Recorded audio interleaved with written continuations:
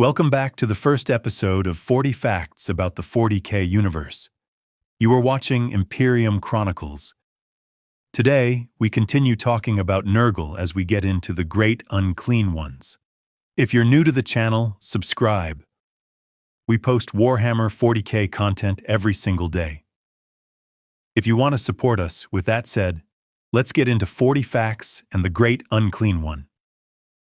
A great unclean one is a grotesque greater demon of the plague god Nurgle, a chaos god of disease, death, and decay. Our Lord Grandfather Nurgle's greatest servants bear his most sacred plagues and poxes. These monsters are squat and mountainous, covered in rotting flesh and open sores that weep foul rivers of pus. Hot ropes of intestines drip from huge tears in their enormous, bloated, and distended bellies. Their horrific girth is supported by two impossibly small, atrophied legs, while their large, bulbous heads are crowned with enormous stag-like antlers. To immortalize these greater demons of Nurgle is undoubtedly to describe the foulest of all the demonic servants of the ruinous powers. Each of these great unclean ones is shaped in the fashion of Nurgle himself, fly-blown, maggot-ridden innards spilling into view through tears and gashes in his swollen belly as he lumbers forward. Clusters of pus are always erupting from his hide, birthing small swarms of giggling Nurglings. Noxious juices seep from dozens of infected sores, leaving a glistening trail of mucus in the great unclean one's wake. Few mortals have the stomach, let alone the will, to oppose such a being. Great unclean ones are seldom death-like or morbid in character. In fact, they are usually motivated by the same trivial enthusiasm that drives the living, jovial, gregarious, and even sentimental by nature. With a remarkable fondness for their followers, they often refer to their father as their children and take great pride in their appearance. An oddly endearing behavior is not uncommon for great unclean ones to compete among themselves in spreading Nurgle's plagues and blessings across the galaxy. They take pride in the achievements of their fellow servants of Nurgle, proclaiming joyfully the splendors of the boils and sores evidenced by those around them, and laughing heartily at the death and destruction created in the name of Nurgle. Their appearance on the mortal plane is heralded with an ear-shattering howl of glee as they burst through the veil of reality, delighted to walk upon real space once again. Spreading their bounty of plagues upon mortals, they often bring disease and desolation on a planetary scale, heralding their arrival as entire populations are stricken with corruption from the Plague Lord's favorite plague, known as Nurgle's rot. This disease is the most contagious and heinous of all sicknesses, boils and fevers that Nurgle has ever conceived. Afflicted mortals slowly suffer as the plague ravages their bodies, turning them into bloated, rotting, living corpses before they succumb to their inevitable, agonizing demise. The blissful great unclean one then waddles through the collapsed cities and mounds of the dead, happily bestowing his blessings upon a living tide of Nurglings driven to coordinate Nurgle's chaotic endeavors. A great unclean one seeks to instill purpose and function in the demonic legions under his command. Globules of yellow-green spit fly from his mouth as the great unclean one urges his minions on, roaring with grumbles. The greater demon harries those who are tardy in advancing or seem less energetic in pursuing the goals of Grandfather Nurgle. The love of their minions fills a great unclean one with joy. They are consumed with indignation when a foe seeks to thwart Nurgle, escalating to rage when his underlings are harmed. When roused to war, a great unclean one is a terrifying sight to behold. Though ponderous, they are unstoppable in their advance, shrugging off bolts and blades of the foe as though they were nothing but bothersome insects. Aided by the momentum of his charge, A great unclean one will throw his immense bulk upon the victim with all the force he can muster, a selfless act of generosity warming its rotten heart. Those that survive their charge are met with a combination of disease, plague flails, iron-bladed bile swords, filth-encrusted bioblades, and rusted doomsday bells. It is not physical attacks alone that make a great unclean one so dangerous. By breathing deeply on the festering powers of the warp, he can summon a pestilent wind to wither his foes, vomit forth streaming tides of filth, maggots, and mucus, or bless underlings with new tumorous growths that cover the worst of wounds. If threatened with bodily harm, the thousands of diminutive Nurglings that follow in the greater demon's wake will attack an unwary opponent, dragging them down in a murderous way the instant their father is attacked. Naturally born carrion creatures and vermin in the thousands gather around the greater demon to protect it and trill in its way. Hordes of sky-blackening flies, rats, vultures, crows, and worms inevitably follow a great unclean one's passing. Great unclean ones long ago became a terror to pay a result of their abundant infections, plagues, and virulent sores. Their truly massive size, their ability to withstand almost any level of injury or pain, make them dangerous adversaries, as they can absorb astounding amounts of damage before finally falling to the attacks of their foe. These demon lords possess a hellish prowess that seems at odds with their bulk and squat stature. They barrel into the enemy, laughing boisterously all the while, laying out their colossal rusty cleavers and seven-headed plague flails. Thick clouds of flies, which feast on their open sores, disrupt the attacks of their enemies and spread the putrid diseases of their host. All the while, the cooing Nurglings form a hideous vanguard for their patriarch, and in a playful gesture, do all they can to spread their father's beloved plagues to all those nearby. One of Grandfather Nurgle's most beloved great unclean ones was Bolo Thrax. In the 33rd millennium, 3 imperial sectors were overrun by a vast army of the immaterial, referred to fearfully as the Diamond Eye. Deploying into the demon path, 5 knightly houses led by the renowned nobles of House Turin formed an adamant bastion to halt the rampage. Using swift packs of armiger warglaves, High Queen Smadar led the charge through the shattered valleys of God's Maud.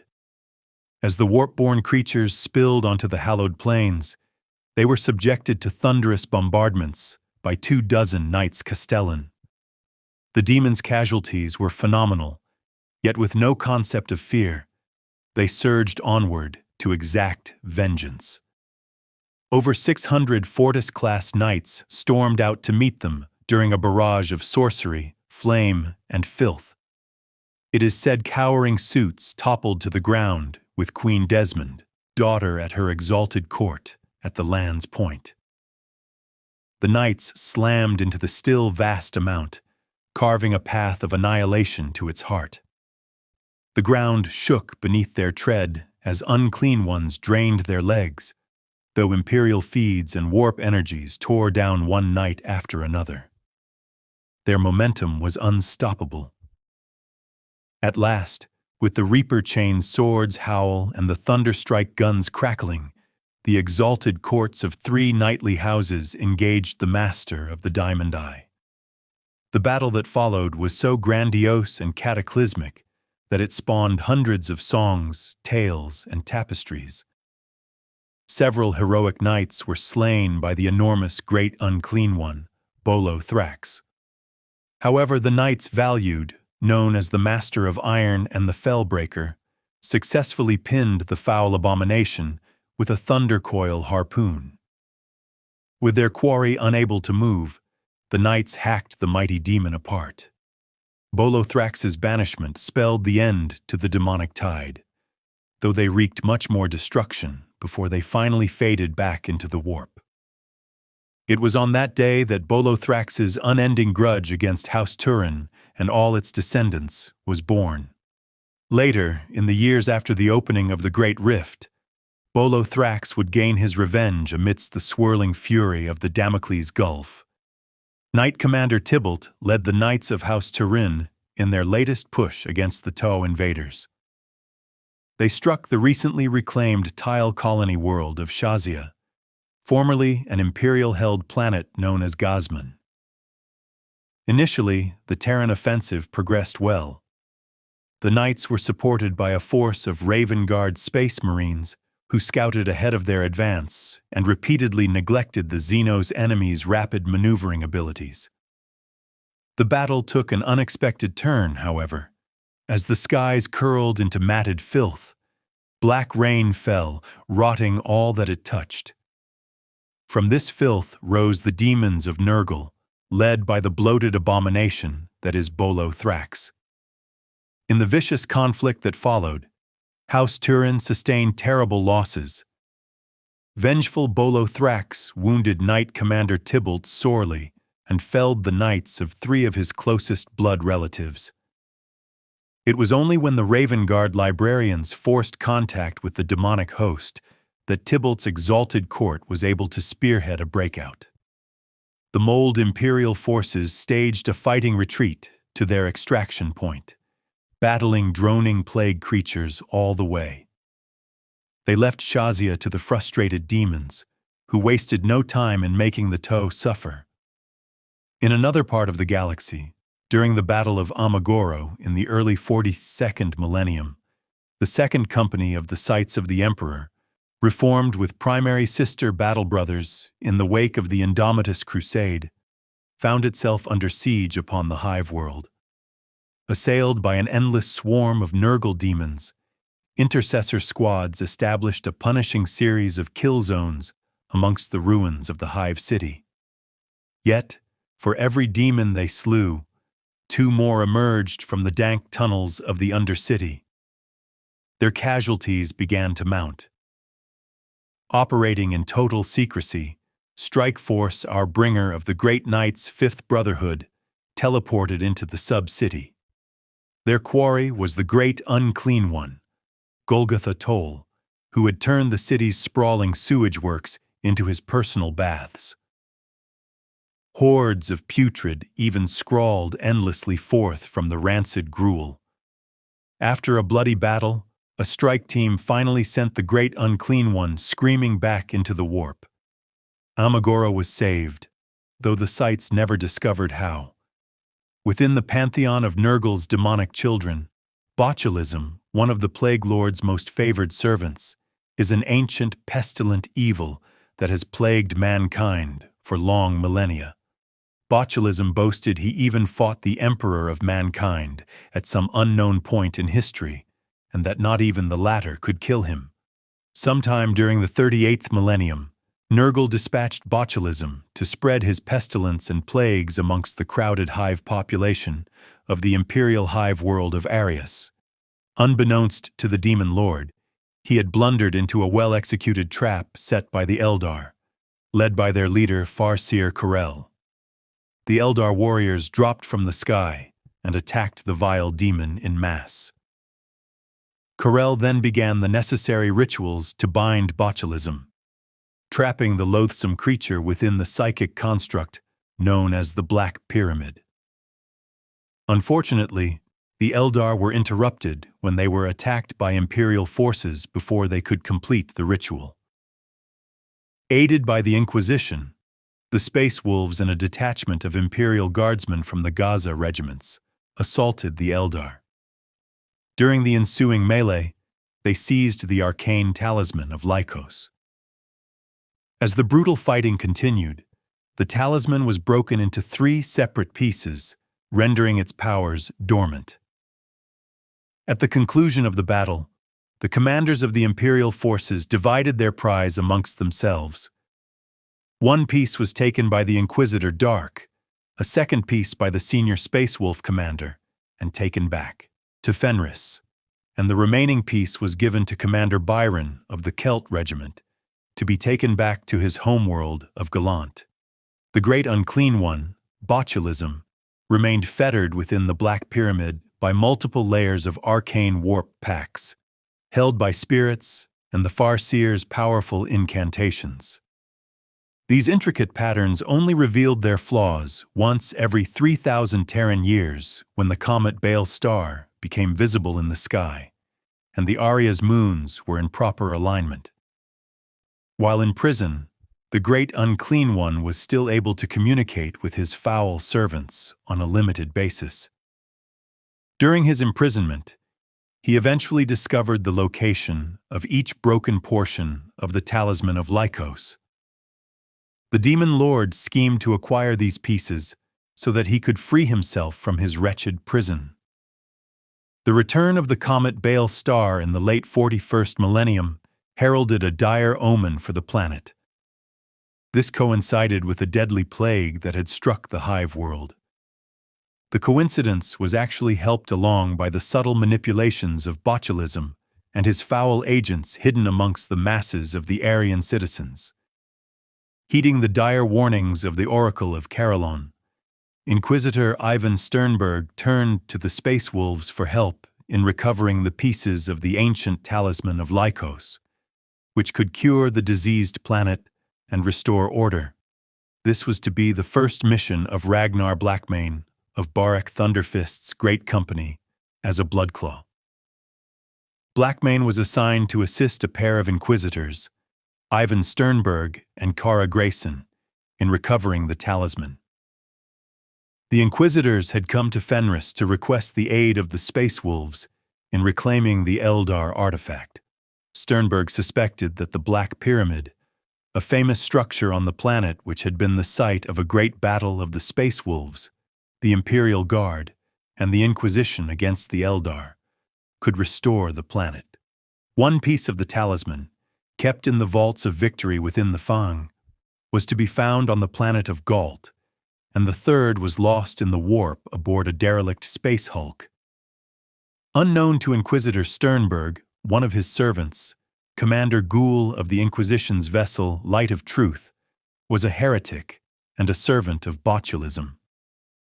Acquiring the first piece of the talisman from the Estar, the Inquisitors and the Space Wolves set out for the world of Gallant.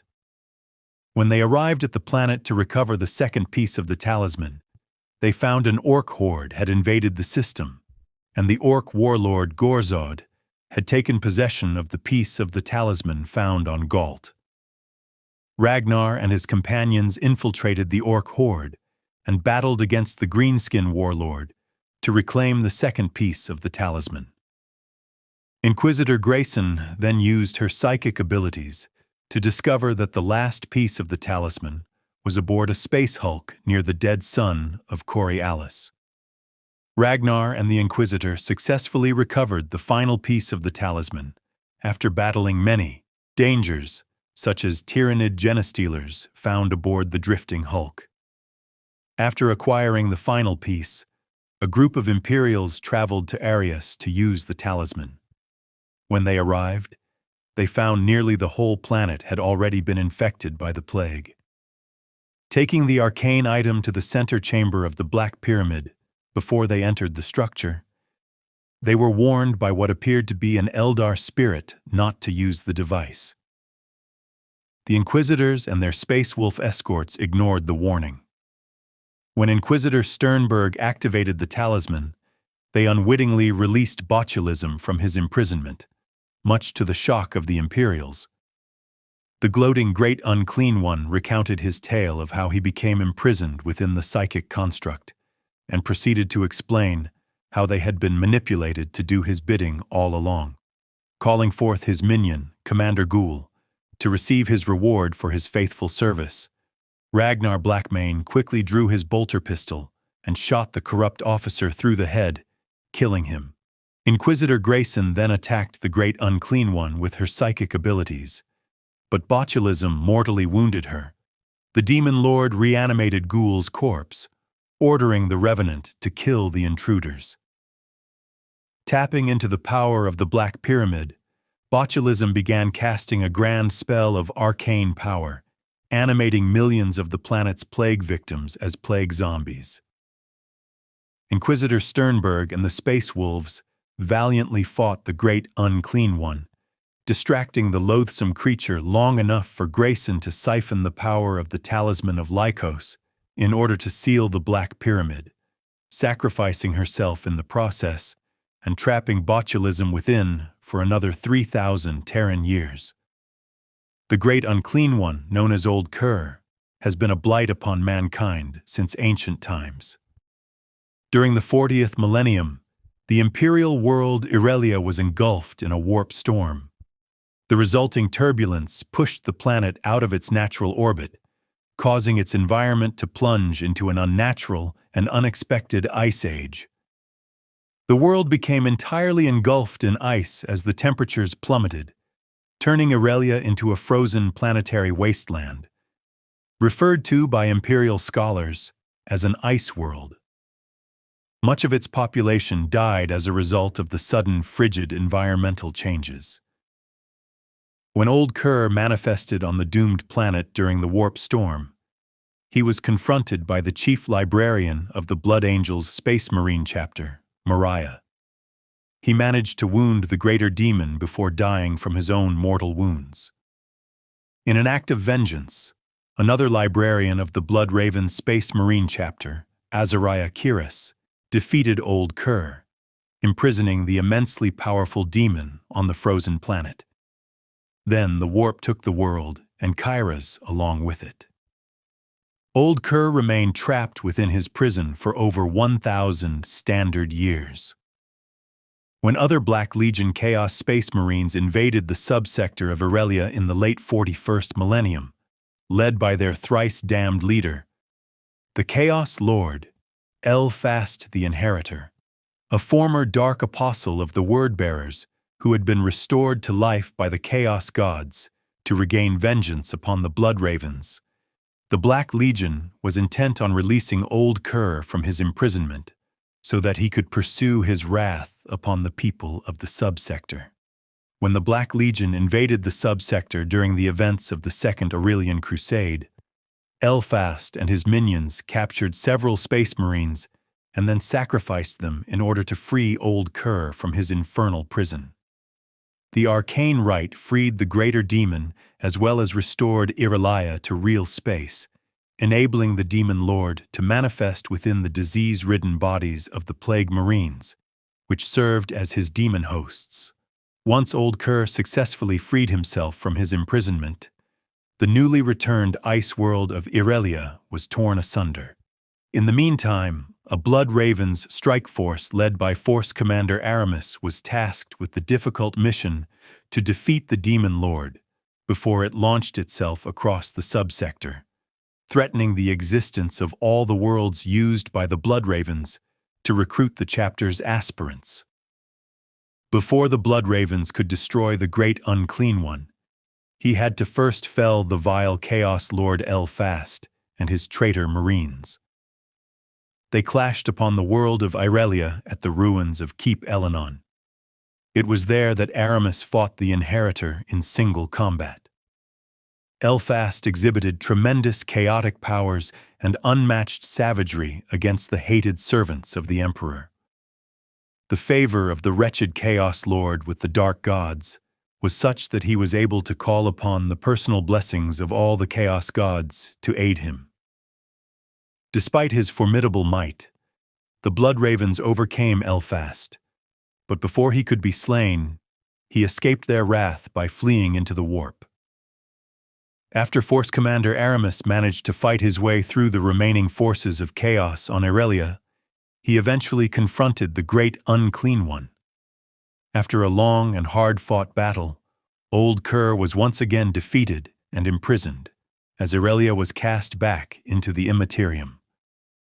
But he remarked to the Blood Ravens that his prison was now inadequate and weakened, and that he would soon rise again to utterly destroy the Blood Ravens.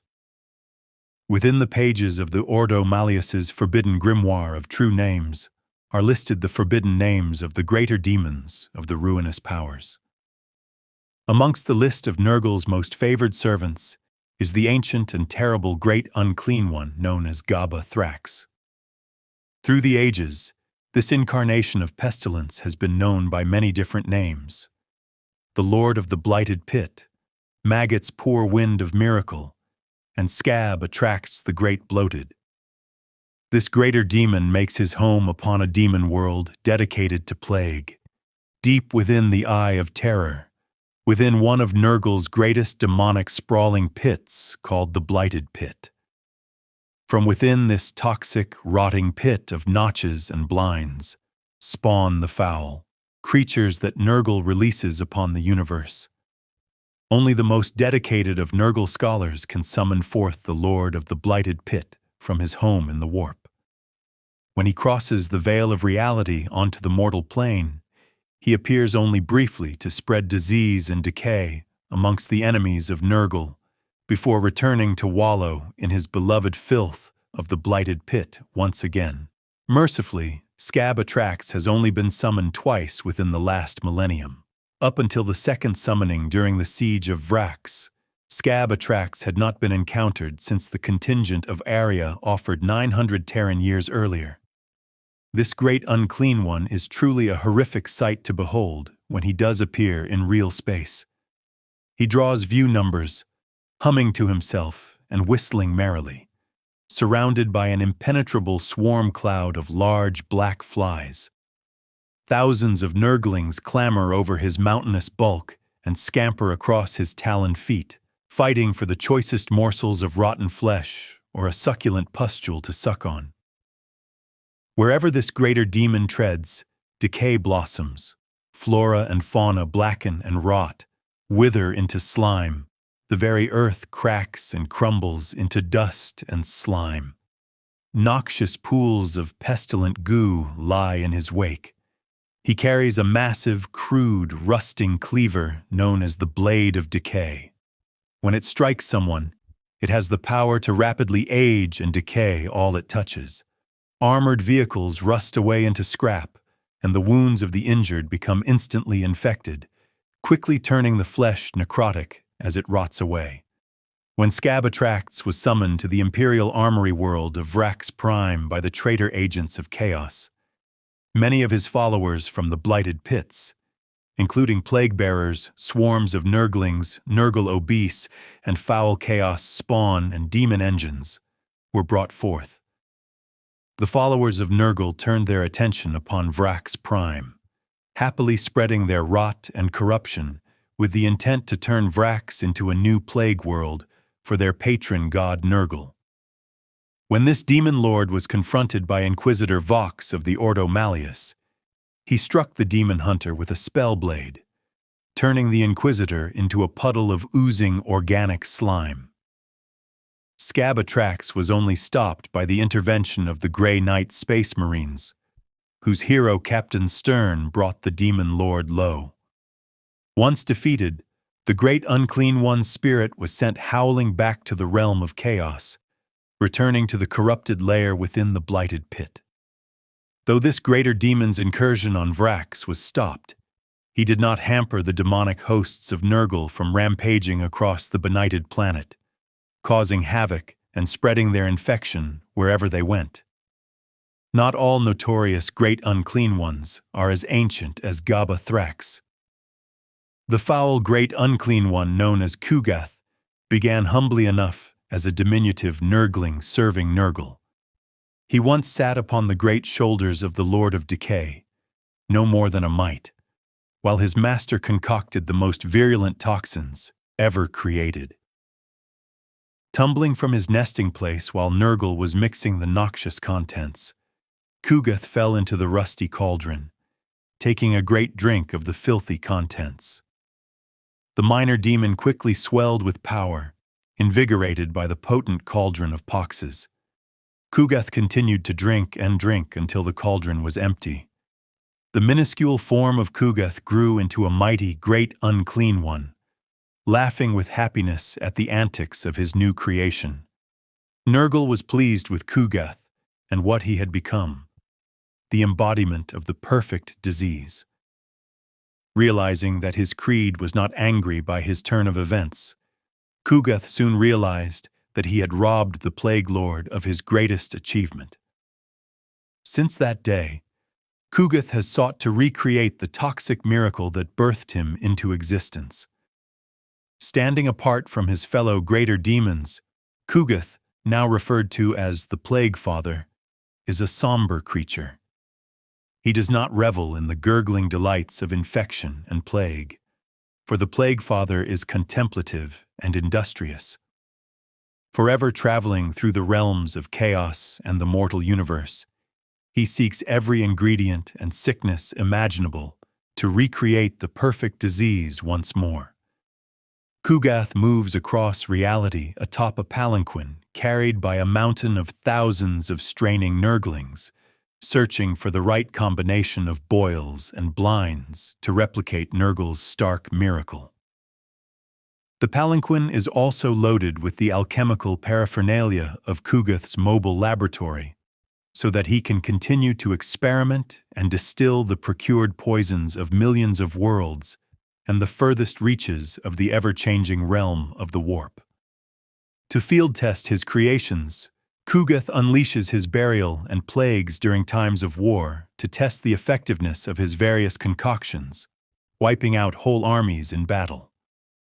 Kugath hurls his pestilent Nurglings at his enemies, for the tiny demons grow within the Demon Lord, each carrying a unique blend of the virulent elements that created the unique Great Unclean One. With detached interest, Kugath watches each particular infection, and their symptoms take hold of his victims during his field test experiments. Capturing those corrupted by his diseases, he takes them back to his lair within Nurgle's garden itself to observe them more closely.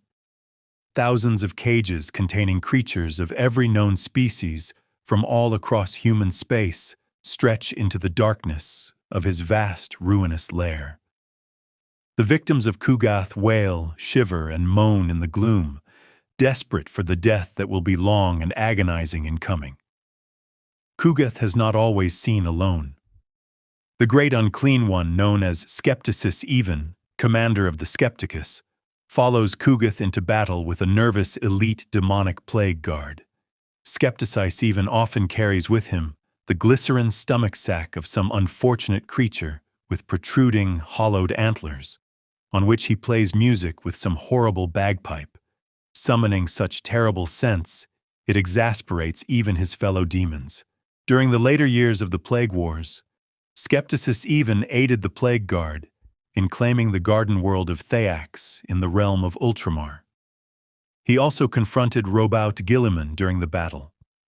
Skepticus even fought Guilliman, but was defeated, and his essence was banished back into the warp by the Ultramarines Primarch with the mighty sword of the Emperor. Though Skepticus Evan's essence was supposedly annihilated by the use of this potent imperial artifact as an extension of Nurgle's own concoctions, it was still possible for him to be resurrected. His ultimate fate is not truly known. The only other Great Unclean One catalogued by the Inquisition is Radagast, often referred to as the Rainmaker, Rainfather, or the Generous One.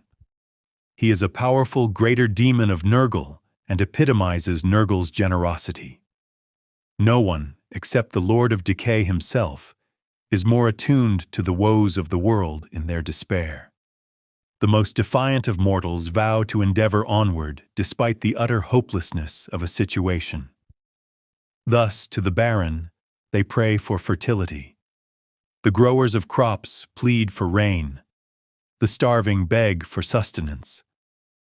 Radagast listens to each supplication, and to those desperate enough to pledge anything in exchange for their lives, he promises salvation. The Rainfather always delivers. His attention can best be seen on the agri-world of Olden. When their beasts went sterile, they stood upon the brink of ruin. When the animals began to breed once more, the citizens believed their prayers to the ancient fertility god had been answered. Only when the wretched beasts kept giving birth, covering the ground in moldering, mutated newborns that shrieked to the skies, did they realize they were actually praying to their doom. The Inquisition, has even catalogued this malevolent beast's attack on the Xenos. When their hydrotech broke, Tau Earthcast farmers of Doart were so desperate for rain that they ignored protocol and gave in to the superstitions of the primitive tribes from whom they usurped the planet. When the downpour first came, it was wild, but soon enough, the entire planet became a foul-tide swamp rife with plague. These floods of plague are what Radagast is known for. When in real space, he manifests Nurgle's deluge, a disease storm that eternally hovers over him, drenching the great Unclean One to his innermost folds as he wobbles with thunderous laughter. Those foes that do not drown in his presence of Virata's generosity usually find themselves crushed by his massive bulk. As befits his giving personality, Radagast has also been blessed with a fountain of plenty. He has the ability to vomit an endless stream of filth, a foul soup of blackish plague water, half-digested rotten flesh, and the most acidic vial of the galaxy.